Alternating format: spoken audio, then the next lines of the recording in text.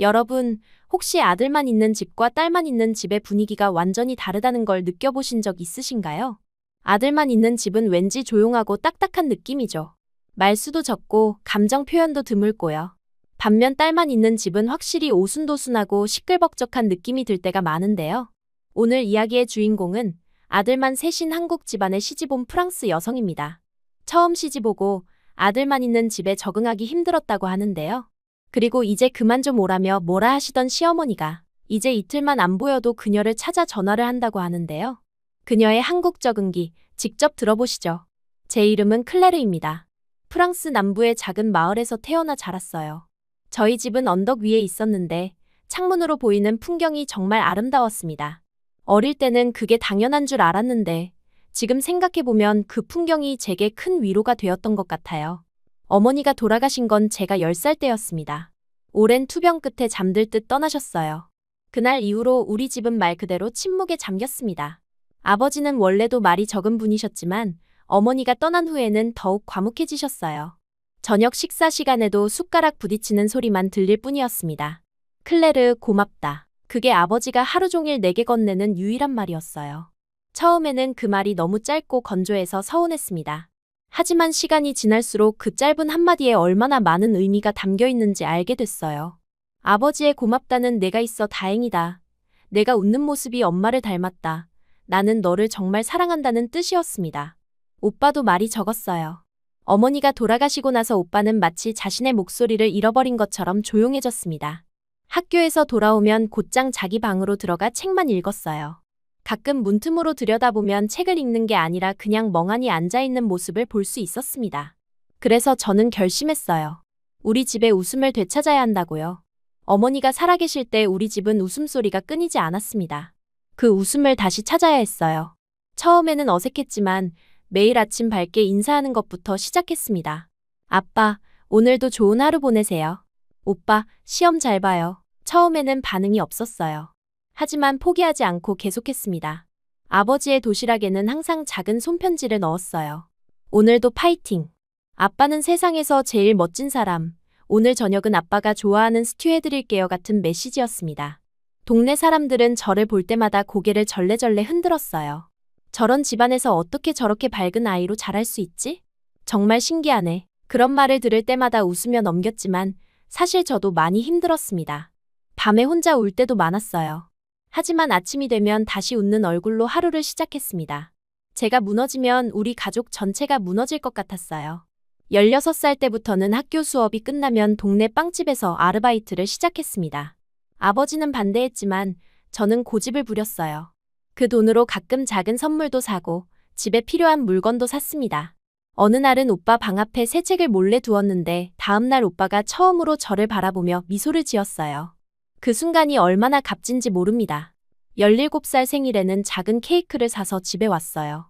아버지와 오빠를 거실로 불러 초를 끄게 했습니다. 어색해하던 두 사람이 함께 노래를 불러주진 않았지만 그래도 함께 케이크를 먹었어요. 그때 아버지가 처음으로 긴 문장을 말씀하셨습니다. 클레르, 내가 있어서 살 수 있는 거란다. 고맙다. 그 말을 듣는 순간 그동안 참았던 눈물이 왈칵 쏟아졌어요. 아버지는 당황하셨지만 어색하게 등을 토닥여 주셨습니다. 그날 이후로 조금씩 변화가 생겼어요.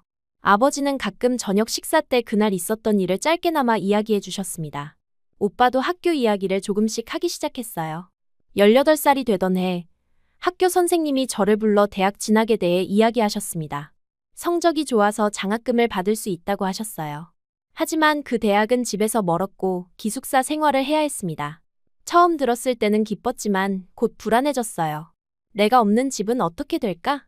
아버지와 오빠는 제대로 식사는 할까? 서로 대화는 할까? 그런 생각에 잠을 이룰 수 없었습니다. 결국 선생님께 시간을 달라고 말씀드렸어요. 집에 와서 고민하고 또 고민했습니다. 그날 밤 우연히 오빠의 서랍을 열게 됐어요. 오빠 방 전구가 나가서 새 것을 찾으러 갔다가 열린 서랍에서 대학 합격증을 발견했습니다. 날짜를 보니 2년 전이었어요. 놀라서 아버지께 물어봤더니 오빠가 대학에 합격했지만 진학하지 않고 공장에 취직했다는 사실을 알게 됐습니다. 왜요? 오빠는 공부를 정말 좋아했잖아요. 아버지는 한참을 말없이 계시다가 작은 목소리로 말씀하셨어요. 내 학비를 모으려고 그랬단다. 그 말을 듣는 순간 가슴이 무너지는 것 같았습니다. 오빠는 자신의 꿈을 포기하고 공장에서 일하며 내 학비를 모아두고 있었던 거예요. 그날 밤 베개를 붙잡고 한참을 울었습니다. 다음 날 오빠가 출근하기 전에 기다렸다가 물었어요. 오빠, 왜 대학 안 갔어? 오빠는 잠시 놀란 표정을 지었다가 이내 담담하게 대답했습니다. 그냥 공부보다 일이 더 맞는 것 같아서. 거짓말이었어요. 오빠의 눈빛에서 알 수 있었습니다. 저는 더 참지 못하고 오빠를 꼭 안았어요. 처음으로 오빠 앞에서 울음을 터뜨렸습니다. 오빠는 어색하게 제 머리를 쓰다듬었어요. 울지 마. 난 괜찮아. 정말이야. 그때 결심했습니다. 이 가족을 위해 뭐든 할 수 있다고요. 대학은 포기하고 일자리를 구해 오빠가 대학에 다시 갈 수 있게 해야겠다고 생각했어요. 하지만 그날 저녁 오빠가 처음으로 제 방문을 두드렸습니다. 들어와서 한참을 망설이더니 말했어요. 클레르, 너 대학 가라. 저는 고개를 저었습니다. 난 여기 있을 거야. 오빠가 대학 가야지. 오빠는 한숨을 쉬더니 정면으로 저를 바라봤어요. 어릴 때부터 단 한 번도 그렇게 진지하게 저를 바라본 적이 없었습니다. 이제 너도 내 삶을 살아. 항상 우리만 생각하지 말고 내 꿈을 위해 한번 살아봐. 그 말에 저는 또다시 울컥했어요. 오빠가 계속 말했습니다. 내가 공장 다니는 거 괜찮아. 사실 재미있어. 그리고 아빠도 이제 많이 나아졌어. 우리 둘이서도 잘 지낼 수 있어. 내가 늘 우릴 웃게 해줬으니 이젠 내가 웃을 차례야. 그날 밤 많은 생각이 머릿속을 맴돌았습니다. 오빠의 말이 계속 귓가에 맴돌았어요. 이제 너도 내 삶을 살아. 창밖을 바라보며 생각했습니다. 어머니가 계셨다면 뭐라고 하셨을까? 아마 오빠와 같은 말씀을 하셨을 거예요. 다음 날 아침 저는 결심을 했습니다. 대학에 가기로요. 아버지께 말씀드렸더니 무뚝뚝하게 고개만 끄덕이셨어요. 하지만 그날 저녁 아버지의 방에 가보니 여행 가방을 꺼내놓고 계셨습니다. 제 옷을 정리하고 계신 모습을 보고 또 눈물이 났어요. 아빠, 아버지는 말없이 저를 바라보더니 갑자기 안아주셨습니다. 어머니가 돌아가신 이후 처음 있는 일이었어요. 어색했지만 따뜻했습니다. 잘 알 수 있을 거야. 내 어머니처럼 강하니까. 그 말 한마디가 저에게 얼마나 큰 용기가 되었는지 모릅니다. 아버지는 제가 어머니를 닮았다고 처음으로 말씀해 주셨어요. 그날 밤 오랜만에 편안하게 잠들 수 있었습니다. 대학 입학 전날 짐을 다 싸고 마지막으로 집을 둘러봤어요. 어머니의 사진 앞에서 한참을 서 있었습니다. 엄마, 잘 다녀올게요. 걱정하지 마세요. 작은 목소리로 인사를 했어요. 현관문을 열고 나가려는데 오빠가 작은 상자를 건네주었습니다. 열어봐. 상자 안에는 작은 사진첩이 있었어요. 우리 가족 사진들, 특히 어머니가 계실 때 찍은 사진들이 가득했습니다. 마지막 페이지에는 오빠의 글씨로 짧게 적혀 있었어요. 언제나 웃는 모습이 보고 싶어. 기차역으로 가는 길에 세 사람 모두 말이 없었습니다. 플랫폼에 도착해서 아버지는 제 짐을 내려놓으시고 어색하게 기침을 하셨어요. 전화해라. 짧지만 그 말에 담긴 의미를 알았습니다. 기차가 들어오고 마지막 인사를 나눴어요. 창가에 앉아 떠나는 기차 안에서 손을 흔드는 두 사람을 바라봤습니다. 아버지와 오빠, 그들의 모습이 점점 작아질 때까지요. 그렇게 저는 처음으로 스스로의 삶을 향해 한 걸음을 내딛었어요. 웃음으로 지켜온 우리 집을 잠시 떠나 이제는 제 꿈을 향해 나아가게 되었습니다. 하지만 마음 한편에는 언제나 그들이 있었어요. 제 삶의 이유이자 원동력인 가족이요. 대학교가 있는 도시에 도착한 첫날 거대한 건물들과 분주히 오가는 사람들 사이에서 작은 나무 상자처럼 움츠러들었어요. 고향의 작은 마을과는 너무나 달랐습니다.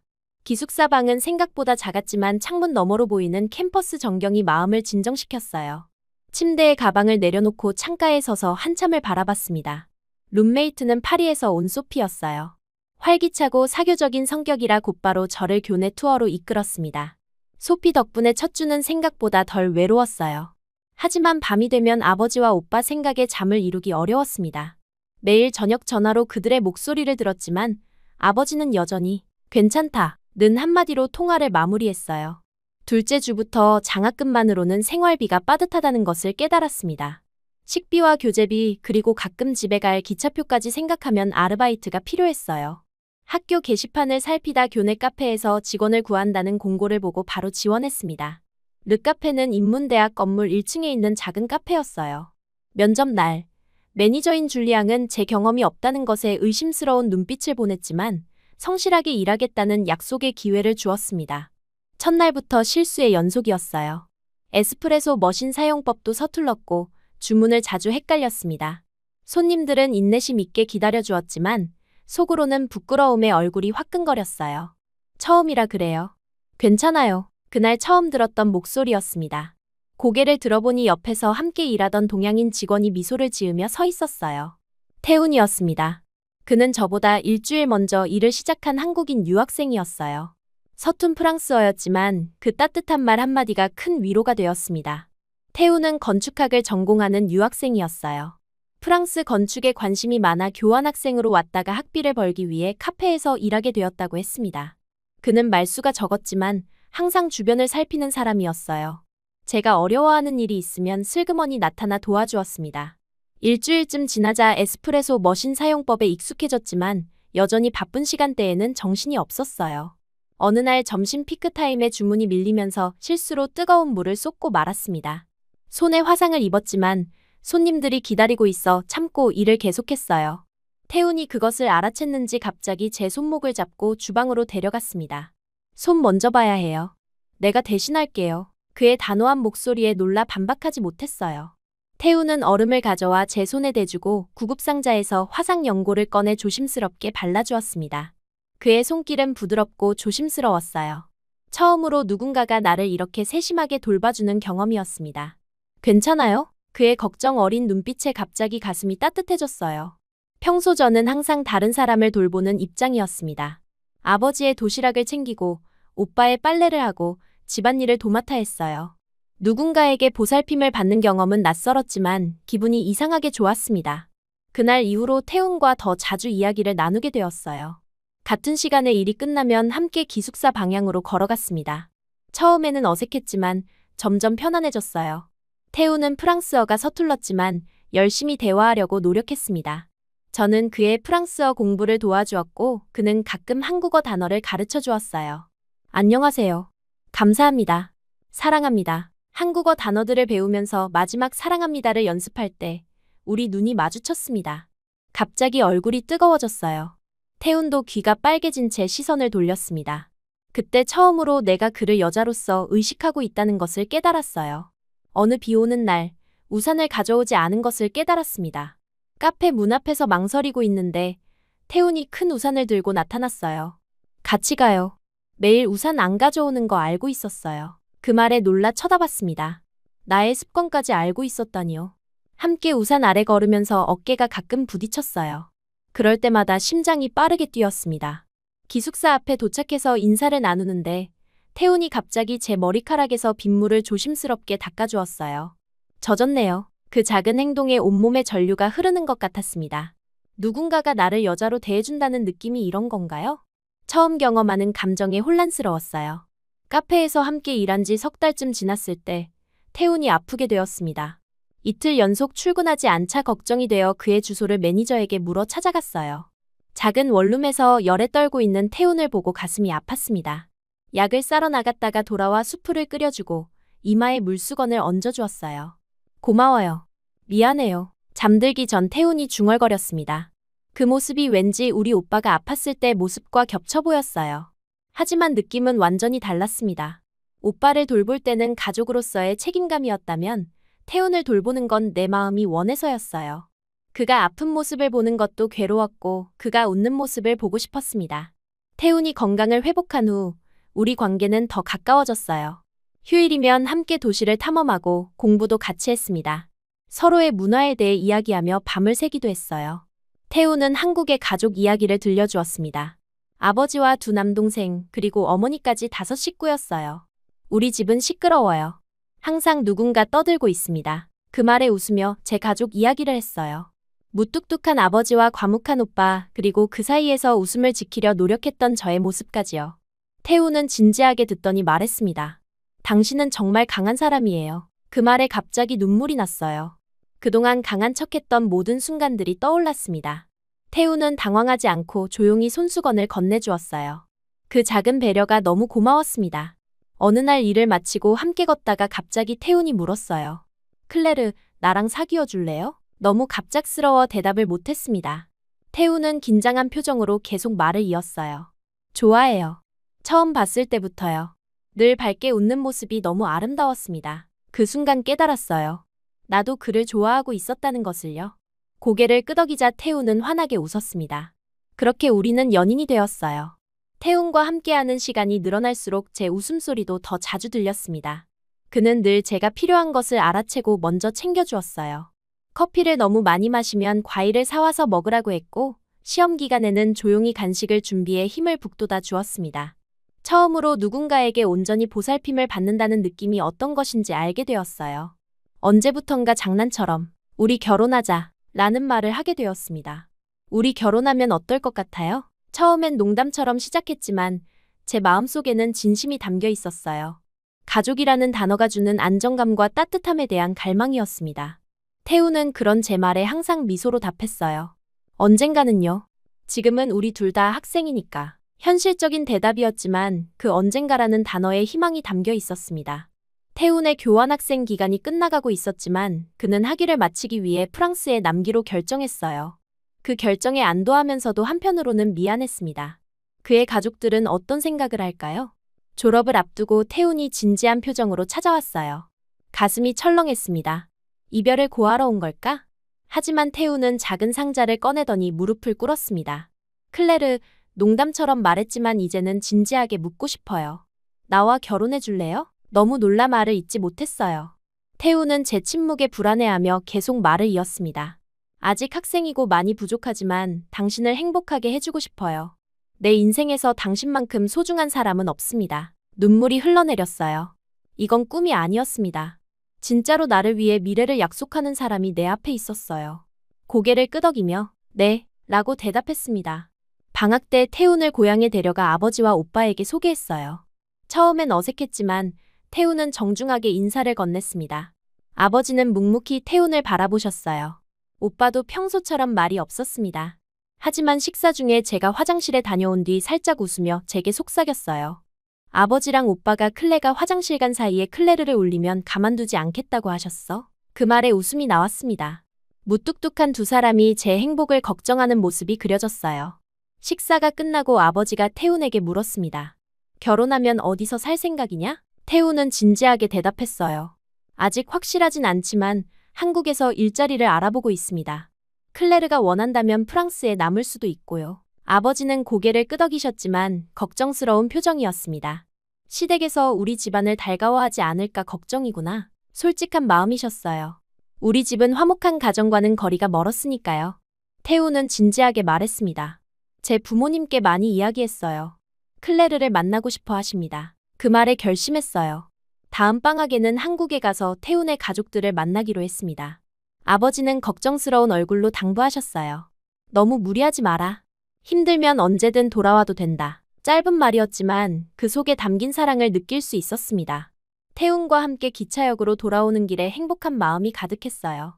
처음으로 누군가에게 진심으로 보살핌을 받는 느낌, 그리고 앞으로 함께할 미래에 대한 기대감이 마음을 따뜻하게 했습니다. 한국행 비행기 안에서 창밖을 내다보며 가슴이 두근거렸어요. 태훈의 가족을 만난다는 생각에 설렘 반, 불안 반이었습니다. 태훈은 옆에서 제 손을 꼭 잡아주었어요. 그의 따뜻한 손길이 제게 용기를 주었습니다. 걱정 마. 우리 부모님이 많이 기대하고 계셔. 태훈의 말에 안심하려 했지만 여전히 마음 한구석이 무거웠어요. 프랑스의 제 가족은 화목한 가정과는 거리가 멀었습니다. 아버지의 걱정처럼 태훈의 가족이 우리 집안을 달가워하지 않으면 어쩌나 하는 불안감이 컸어요. 인천공항에 도착했을 때 태훈의 부모님이 마중 나와 계셨습니다. 시아버지는 태훈을 쏙 빼닮았어요. 같은 눈매, 같은 미소였습니다. 시어머니는 작은 키에 단정한 모습이셨어요. 제게 다가와 양손을 잡아주시며 반갑게 인사하셨습니다. 드디어 만나게 되었구나. 태훈이가 항상 내 이야기를 했단다. 서툰 영어였지만 그 속에 담긴 진심이 느껴졌어요. 첫 만남은 생각보다 따뜻했습니다. 태훈의 집으로 가는 차 안에서 시어머니는 계속해서 프랑스 이야기를 물어보셨어요. 저는 최대한 밝은 목소리로 대답했습니다. 아직 한국어가 서툴러 영어와 간단한 한국어를 섞어 대화했어요. 시댁에 도착했을 때 놀라운 광경이 펼쳐졌습니다. 현관문을 열자 태훈을 닮은 두 남자아이가 호기심 가득한 눈으로 저를 바라보고 있었어요. 태훈의 남동생들이었습니다. 민수는 대학생, 준호는 고등학생이었어요. 아들 셋의 집이었던 거죠. 태훈이 미리 말해주긴 했지만 실제로 보니 더 실감이 났습니다. 집 안으로 들어서자 조용하고 다소 딱딱한 공기가 느껴졌어요. 마치 우리 집과 비슷한 느낌이었습니다. 하지만 한 가지 다른 점이 있었어요. 곳곳에 가족 사진이 걸려 있었습니다.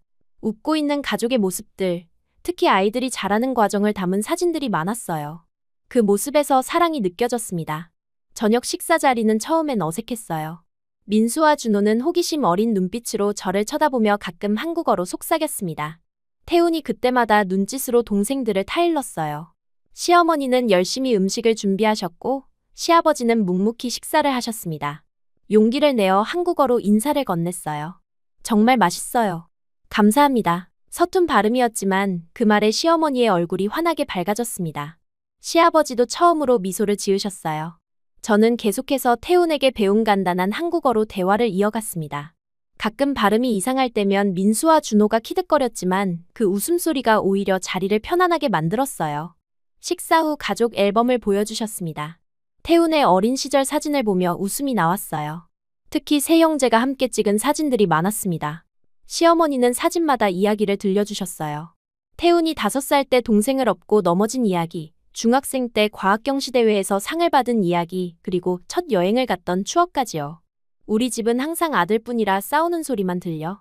딸이 있었으면 좋았을 텐데. 시어머니의 말에 저는 용기를 내어 대답했습니다. 이제 저도 있잖아요. 갑자기 제게 다가와 꼭 안아주셨습니다. 그 순간 마음 한구석에 있던 불안감이 조금씩 사라지는 것을 느꼈어요. 첫날 밤, 태훈과 나는 그의 방에서 이야기를 나눴습니다. 처음 만난 인상에 대해 물었어요. 우리 가족이 어때? 많이 불편하진 않아? 솔직히 말했습니다. 처음엔 긴장됐지만 생각보다 따뜻하게 맞아주셔서 감사하다고요. 태훈은 안도한 듯 웃었어요. 그날 밤 처음으로 한국 집에서 잠을 청하며 이상한 안정감을 느꼈습니다. 태훈의 방은 그의 성격처럼 단정했지만 곳곳에 책들이 가득했어요. 건축 관련 서적, 예술책 그리고 놀랍게도 프랑스 문학책도 있었습니다. 다음 날부터 저는 적극적으로 가족들에게 다가갔어요. 아침에 일어나 시어머니의 아침 식사 준비를 돕고 시아버지의 신문을 정리해드렸습니다. 민수와 준호에게는 프랑스어를 가르쳐주겠다고 제안했어요. 두 사람 다 처음엔 머뭇거렸지만 곧 흥미를 보였습니다. 특히 준호는 프랑스 문화에 관심이 많았어요. 파리의 건축물, 루브르 박물관, 에펠탑에 대해 끊임없이 질문했습니다. 민수는 프랑스 음식에 호기심을 보였고 저는 한국 재료로 간단한 프랑스 요리를 만들어 보여주었어요. 크레페를 만들 때는 온 가족이 모여 구경했습니다. 시어머니는 제가 요리하는 모습을 보시더니 감탄하셨어요. 손재주가 좋구나. 어디서 요리를 배웠니? 어머니가 돌아가시기 전에 기본적인 것을 배웠고 그 후로는 혼자 집안일을 하며 터득했다고 말씀드렸습니다. 그 이야기를 듣고 시어머니는 잠시 말없이 저를 바라보셨어요. 그리고는 갑자기 부엌 구석에서 앞치마를 꺼내 저에게 주셨습니다. 일주일쯤 지나자 집안 분위기가 확연히 달라졌습니다.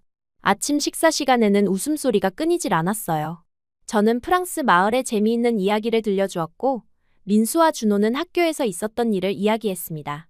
심지어 과묵하던 시아버지도 가끔 직장에서 있었던 일을 짧게나마 말씀하셨어요.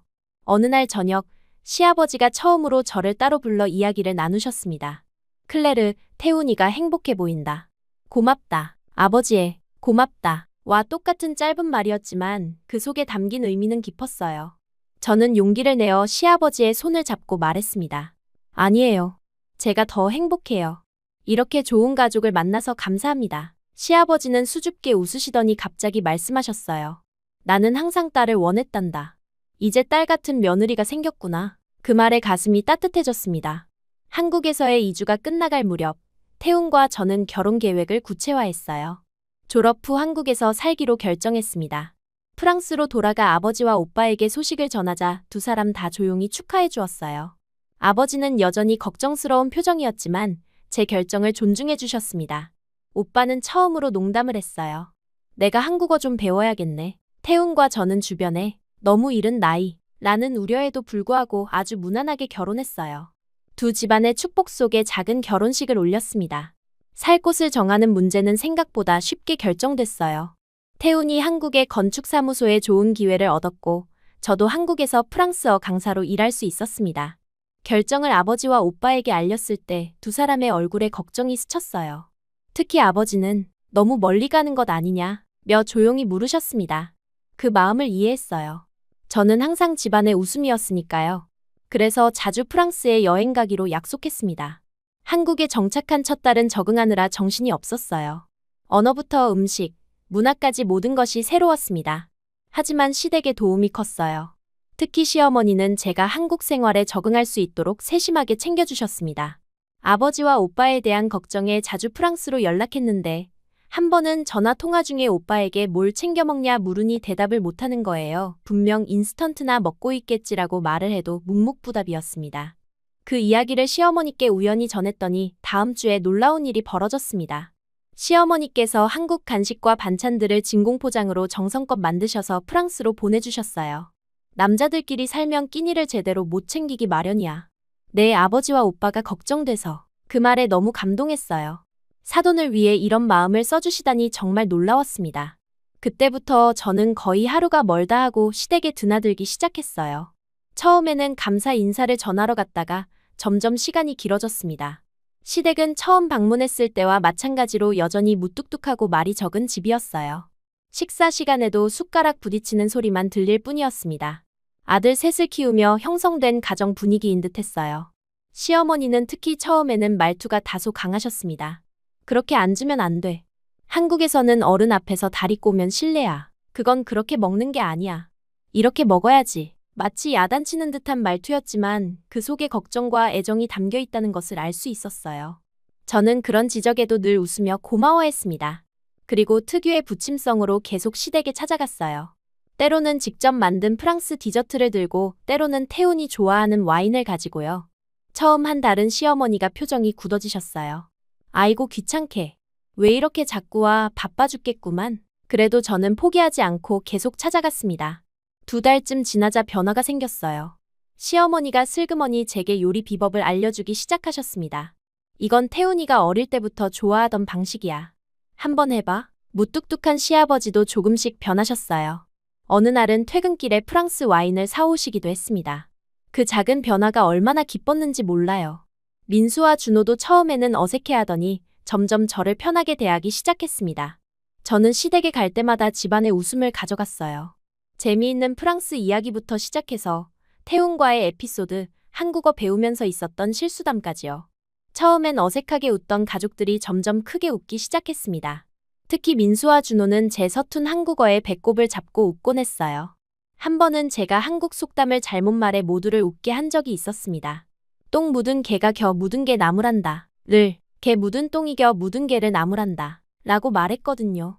그날 시아버지가 처음으로 소리내어 웃으셨습니다. 그 웃음소리를 듣고 너무 기뻤어요. 결혼 6개월쯤 지났을 때 시댁의 분위기는 확연히 달라져 있었습니다. 예전에는 각자 방에 있던 가족들이 이제는 거실에 모여 이야기를 나누게 되었어요. 태훈도 놀라워했습니다. 우리 집이 이렇게 시끌벅적했던 적이 언제인지 기억도 안 나. 내가 정말 우리 집을 바꿔놓았어. 가장 큰 변화는 식사 시간이었어요. 태훈에 따르면 어른이 된 후로는 가족이 다 같이 식사하는 일이 거의 없었다고 합니다.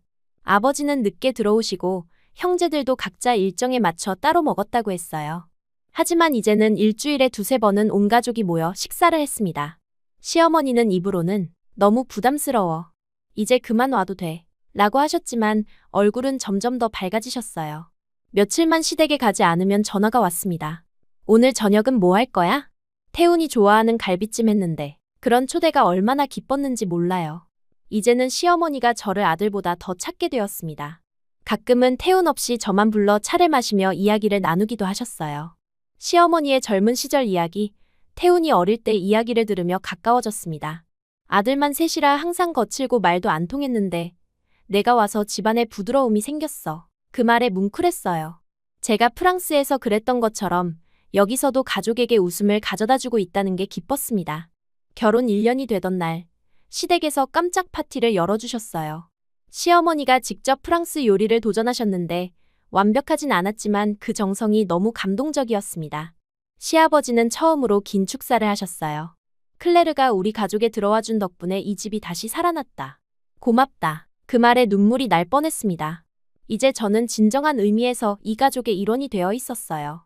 결혼 2년 차에 첫 임신 소식을 알게 되었습니다. 시댁은 그야말로 들썩였어요. 시어머니는 눈물을 글썽이며 저를 안아주셨고 시아버지는 환한 미소를 지으셨습니다.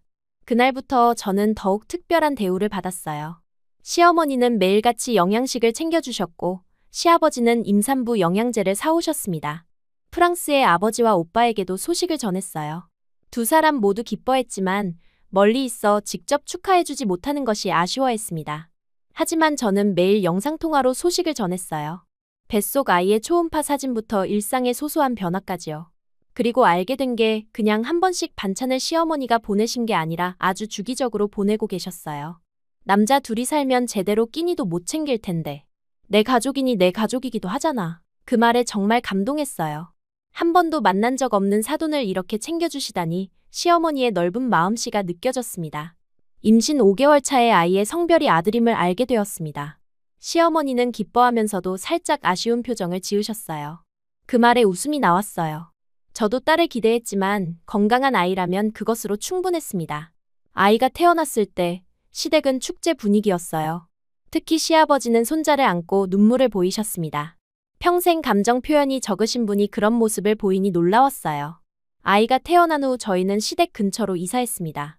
시어머니의 도움을 더 자주 받을 수 있었어요. 이제는 거의 매일 시댁과 왕래하게 되었습니다. 시어머니는 손자를 보러 오는 김에 집안일을 도와주셨고, 저는 자주 시댁에 가서 식사를 함께 했어요. 둘째 임신 소식을 알았을 때도 시댁은 기뻐했습니다. 이번에는 태어날 아이의 성별이 여자라는 소식에 시어머니는 눈물을 쏟으셨어요. 드디어 딸이 생기는구나. 그 기쁨이 얼마나 크셨는지 그날부터 시어머니는 핑크색 아기 옷을 사 모으기 시작하셨습니다. 시아버지도 평소보다 더 자주 웃으셨어요.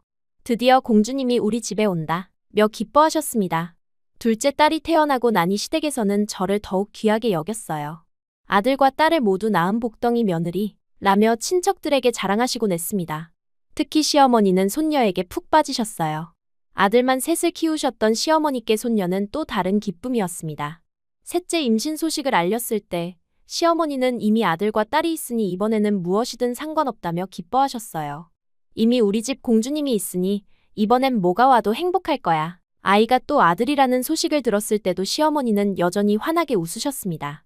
이미 손녀를 얻은 기쁨이 컸던 터라 셋째가 아들이어도 전혀 실망하지 않으셨어요. 오히려 아들 둘에 딸 하나, 정말 복받은 가정이구나 라며 좋아하셨습니다. 셋째까지 낳고 나니 시댁은 완전히 저희 팬이 되었어요. 이제는 제가 가는 곳마다 가족들이 따라다녔습니다. 특히 시어머니는 저를 친딸처럼 아끼셨어요. 처음엔 내가 너무 자주 온다고 생각했는데 이제는 하루라도 안 보면 허전하구나. 그 말이 얼마나 가슴 따뜻하게 다가왔는지 몰라요. 제가 프랑스에서 그토록 그리워했던 가족의 따뜻함을 여기서 찾게 될 줄은 몰랐습니다. 매일 프랑스의 아버지와 오빠에게 우리 가족 이야기를 전했어요. 시어머니가 딸 돌잔치 때 예쁜 한복을 입혀주신 사진, 시아버지가 손녀를 무릎에 앉히고 동화책을 읽어주시는 모습, 민수와 준호가 아이들과 놀아주는 장면까지요. 특히 손녀에 대한 이야기가 많았습니다. 아들만 있던 시댁에 드디어 생긴 작은 공주님에 대한 이야기들이요. 그런 이야기를 들으며 아버지와 오빠도 점점 한국에 관심을 갖기 시작했습니다. 어느 날 오빠가 놀라운 소식을 전해왔어요. 한국 기업에서 일할 기회가 생겼다는 것이었습니다. 그리고 아버지도 은퇴 후 한국에서 살고 싶다고 하셨어요. 그 말을 들었을 때 얼마나 기뻤는지 모릅니다. 시댁에 이 소식을 전하자 시어머니는 즉시 빈방을 정리하기 시작하셨어요. 당분간 우리 집에서 지내다가 집을 구해도 되겠네. 아이들 할아버지가 가까이 있으면 좋을 것 같아. 그 말에 감동했습니다. 한 번도 만난 적 없는 제 아버지와 오빠를 자신의 가족처럼 생각해 주시는 마음이 느껴졌어요. 아버지와 오빠가 한국에 도착했을 때 시댁 식구들이 모두 공항에 마중 나왔습니다.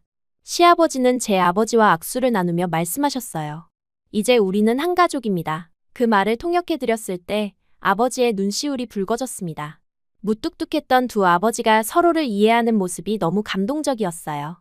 시어머니는 첫 만남부터 제 아버지와 오빠를 위해 정성스럽게 준비해 오셨던 진공포장 반찬보다 더 풍성한 환영 식사를 준비해 두셨습니다. 멀리 프랑스에서도 꾸준히 반찬을 보내주셨던 시어머니의 마음이 이제는 직접 전해질 수 있어 더욱 기뻤어요. 이제 주말이면 두 집안이 모여 식사를 합니다. 아이들은 두 할아버지 사이에서 귀여움을 독차지하고 민수와 준호는 오빠와 친구처럼 지내요. 시어머니는 제 아버지에게 한국 음식을 가르쳐드리고 아버지는 시어머니께 프랑스 와인에 대해 알려드립니다. 어느 일요일 저녁, 온 가족이 모인 자리에서 문득 생각이 들었어요. 어릴 적 어머니를 잃고 침묵 속에 살던 내가 이제는 이렇게 웃음소리가 끊이지 않는 큰 가족의 중심에 있다니 감격스러웠습니다. 결국 가족이란 함께 웃고 걱정하며 옆에 서는 사람들이구나. 그 생각이 마음 깊이 와닿았어요. 국적도, 언어도, 문화도 달랐지만 서로를 아끼는 마음만은 같았습니다. 그렇게 아들 셋과 프랑스 며느리는 한 집안의 중심이 되어 있었어요. 때로는 시끌벅적하고 때로는 조용하지만 항상 사랑이 넘치는 우리 가족의 이야기는 계속되고 있었습니다.